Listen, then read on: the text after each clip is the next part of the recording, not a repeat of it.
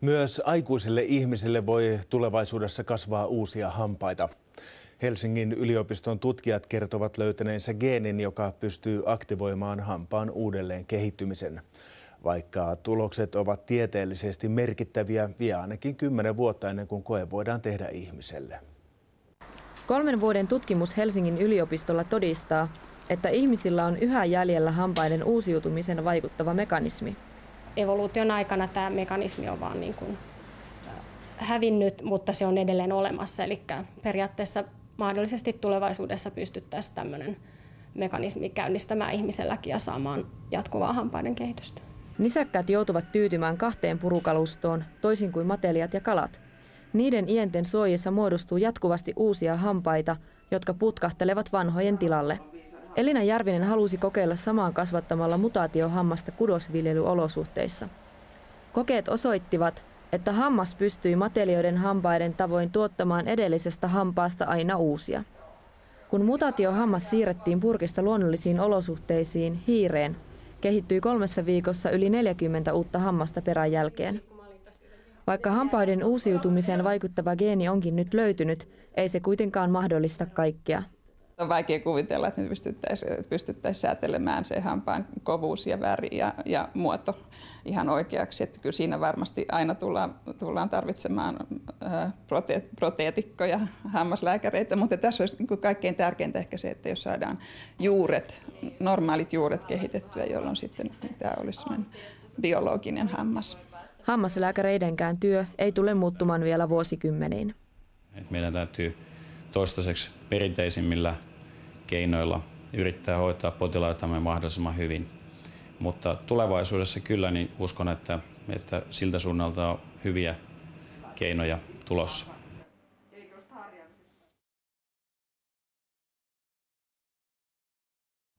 Nyt kuitenkin puhutaan siitä, että voisivatko hampaat uusiutua. Helsingin yliopiston tutkimuksessa hiirelle saatiin kasvamaan uusia hampaita ja nyt mietitään, että miten tämän voisi soveltaa ihmisille.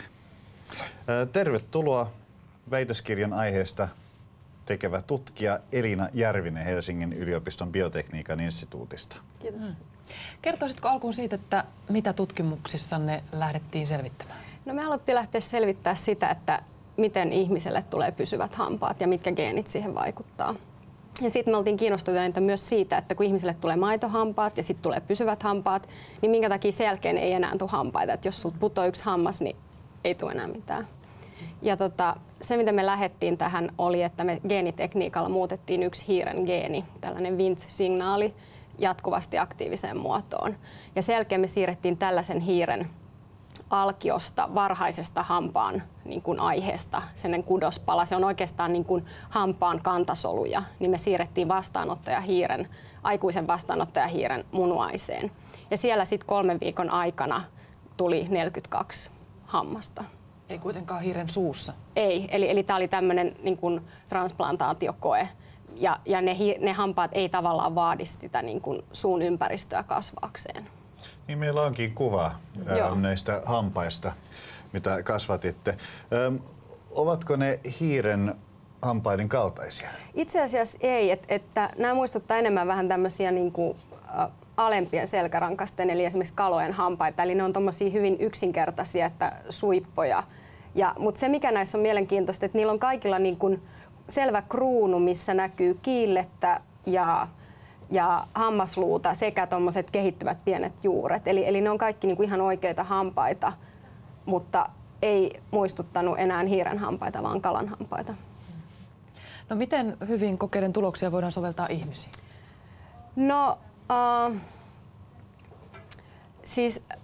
ei ainakaan 10 vuotta. Et menee varmasti yli 10 vuotta ennen kuin tätä voidaan ruveta ihmisillä kokeilemaan, että ehkä ongelma on se lähtökudos, eli mistä me saadaan nämä kantasolut. Nythän me käytettiin hiiren alkion soluja, mutta ihmisellä, niin onko ne sitten ihmisen omia kantasoluja, mistä ne otetaan, vai yritetäänkö me suoraan sitten aktivoida ihmisen ikenessä sitä aikuista kudosta.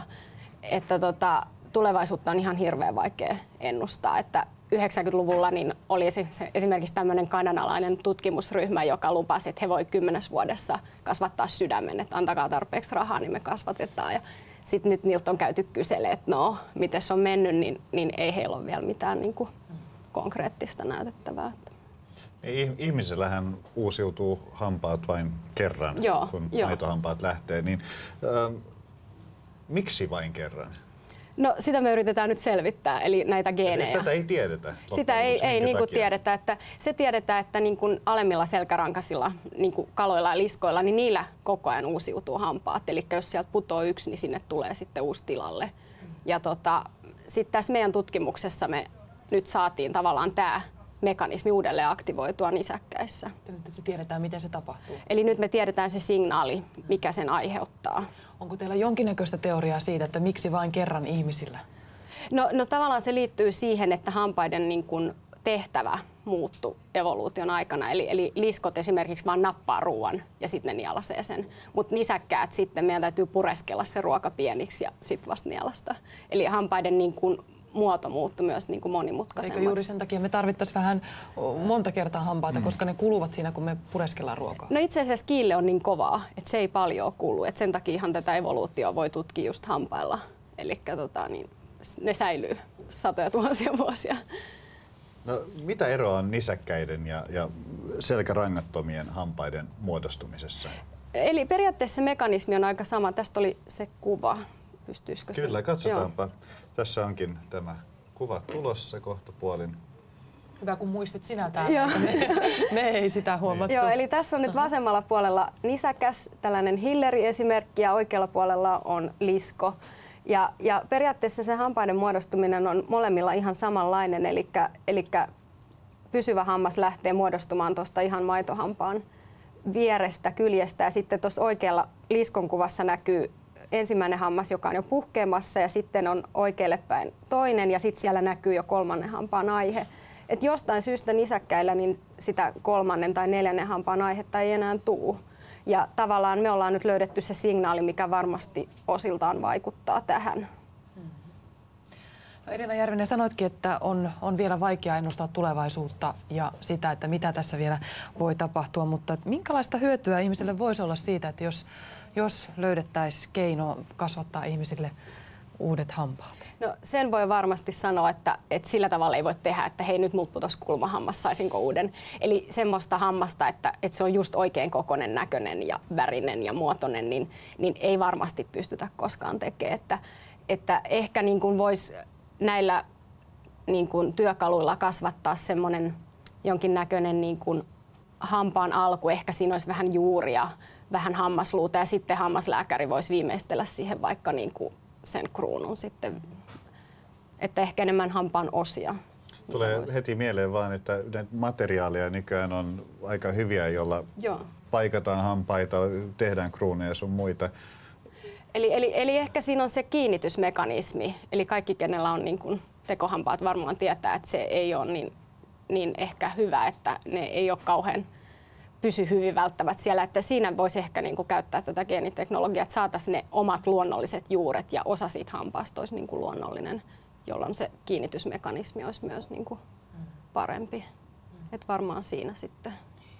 Tässä tietysti Suomi on monesti kaavailu, että bioteknologiasta löytyisi meille tämmöinen uusi, upea, innovoitunut vientituote. Minkälaisia mahdollisuuksia tällä on, mitä esimerkiksi nyt maailmalla on kommentoitu tästä? No vaikea sanoa, että meidän ryhmä ei varsinaisesti ole niin kuin jatkamassa tätä siihen suuntaan, että lähdettäisiin niin kuin tekemään varsinaisesti näitä hampaita, että me keskitytään tähän perustutkimukseen niin kuin edelleen näiden geenien vuorovaikutuksiin ja muuhun. Että ehkä on sitten semmoisia yhtiöitä maailmalla, jotka tästä kiinnostuu ja yrittää näitä meidän signaaleja sitten käyttää hyväkseen. Kuinka ainutlaatuista maailmassa on tämä biohampaiden tutkiminen? Tapahtuuko sitä muuallakin? On muita ryhmiä, on tieteellisiä ryhmiä yliopistoissa ja sitten siitä on vaikea sanoa, että mitä niin kuin erilaisissa yhtiöissä sitten tehdään. Että kyllä on joitakin ryhmiä, mutta ei ole päästy niin kuin kauhean pitkälle, että kellään ei ole vielä mitään sovellusta valmista. Että on kantasolututkimusta ja on erilaisten tämmöisten bioproteesien tutkimusta, mutta ei niin kuin kultahammasta ei ole löytynyt. Ei ole vielä. Miten teidän tutkimuksenne jatkuu nyt? No niin kuin mä sanoin, niin tavallaan hiirellä sitten jatketaan näiden geenien tutkimista ja niiden vuorovaikutusten tutkimista. Toivotetaan menestystä teille koko ryhmälle.